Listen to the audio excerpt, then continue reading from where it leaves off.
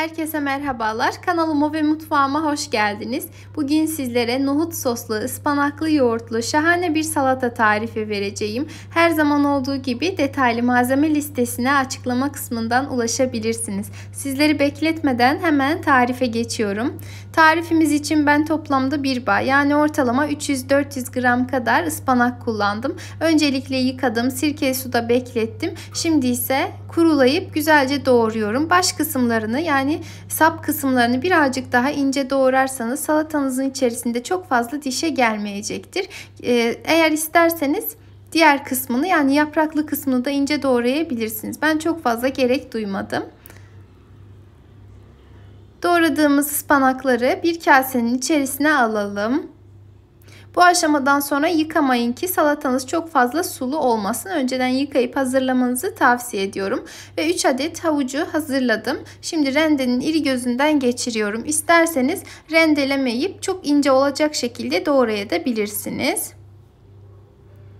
Ve havuçlarımız da hazır oldu. 2 adet orta boy soğan kullanacağım. Eğer çok fazla soğanlı seviyorsanız birazcık miktarını arttırabilirsiniz. Kesinlikle lezzet katacaktır. Eğer soğansız seviyorsanız da veya soğanı çok fazla sevmiyorsanız, salatalarınızda kullanmak istemiyorsanız doğramayıp rendeleyip o şekilde de kullanabilirsiniz.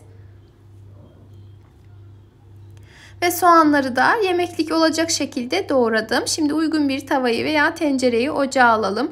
Doğramış olduğumuz soğanları içerisine ekleyip üzerine de 1 çay kaşığı kadar tuz ilavesi yapalım ki soğanlarımız diriliğini çabuk kaybetsin. Ve kavurmak için 2-3 yemek kaşığı kadar zeytinyağı veya tereyağı ekleyip karıştıralım. Bu aşamalarda ocağımız orta ateşte açık olmalı. Şimdi tavamızın kapağını kapatalım ve 2-3 dakika, hatta aralıklarla karıştırarak soğanın iyice pişmesini sağlayalım. Hafiften pembeleşmesini tavsiye ediyorum. Birazcık pembeleştirdikten sonra üzerine 1 adet doğranmış kırmızı kapya biber ilavesi yapalım. Eğer seviyorsanız yeşil biber de ekleyebilirsiniz. Şöyle birkaç kez de onu karıştırdıktan sonra şimdi rendelemiş olduğumuz havuçları ekleyelim. Ve havuçla da birlikte sotelemeye devam edelim. Havuçlar çok erken pişmeyeceği için bu aşamada yine tencerenizin kapağını kapatıp o şekilde tamamen yumuşayana kadar pişirmenizi tavsiye ediyorum. 2-3 dakikada bu şekilde pişirdikten sonra şimdi önceden doğrayıp hazırlamış olduğumuz ıspanakları azar azar içerisine ilave edelim. Eğer tencereniz büyükse hepsini ekleyebilirsiniz ama derin bir tencere kullanmamanızı tavsiye ediyorum ki daha sonrasında salatanız sulanmasın. Şöyle azar azar ekleyip bir taraftan da karıştırarak ıspanakların diriliğini kaybetmesini sağlayalım.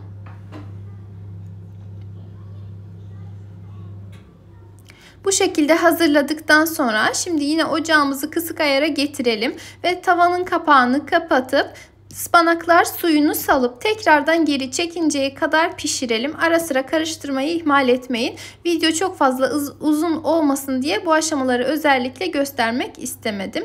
Ve ıspanaklarımız artık hazır. Şöyle renkleri yeşil ama tamamen pişmiş ve de çok güzel oldular. Onları tamamen soğumaya bırakıp geçelim sosumuzu hazırlamaya. 2 diş kadar sarımsağı ince olacak şekilde doğrayalım veya sarımsak eziciyle ezelim.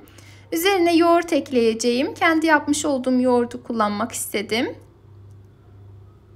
Yarım litre kadar yoğurt ekledim. Bu arada eğer isterseniz daha sonrasında sizler için yoğurt, yani evde yoğurt mayalama tarifini de veririm inşallah. Yoğurdu ekledikten sonra kıvamının bir tık daha koyu olması için birazcık da süzme yoğurt ilavesi yapıyorum. Eğer sizler seviyorsanız isteğe bağlı içerisine mayonez de ekleyebilirsiniz. Ve birazcık da tuz ilavesi yaptım. Çünkü salatamıza da tuz eklememiştim.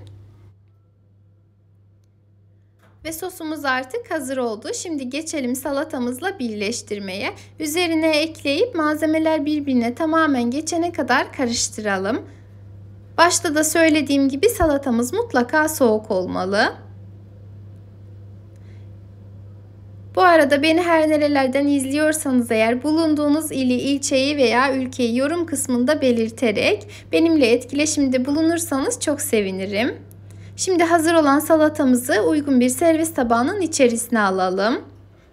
Eğer mümkünse servis etmeden önce birkaç saat kadar buzdolabında dinlendirirseniz salatanızın lezzetine lezzet katmış olursunuz. Ve salatamız hazır olduğuna göre geçelim üzerinin sosunu hazırlamaya.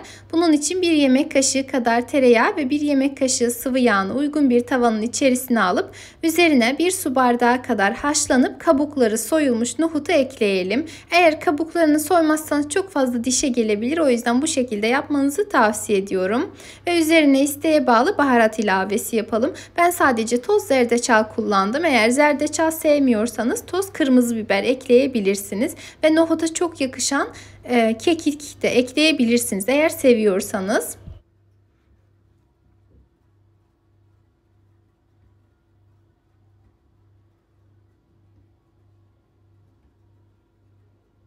Nohutları bu şekilde birkaç dakika kadar kavurduktan sonra salatamızın üzerine gezdirelim. Gerçekten de çok doyurucu ve sağlıklı bir salata oldu. Eminim sizler de deneyip çok beğeneceksiniz. Denedikten sonra deneyimlerinizi deneyecek olan herkese fikir olmak amaçlı yorum kısmında belirtmeyi unutmayın. Eğer videomu beğendiyseniz beğenmeyi, yorum yazmayı, kaydetmeyi ve de paylaşmayı ihmal etmeyin. Bir sonraki videolu tariflerimden haberdar olmak adına ise kanalıma ücretsiz bir şekilde abone olup bildirim zilini tüm olacak şekilde etkinleştirebilirsiniz. Kendinize çok iyi bakın. Allah'a emanet olun.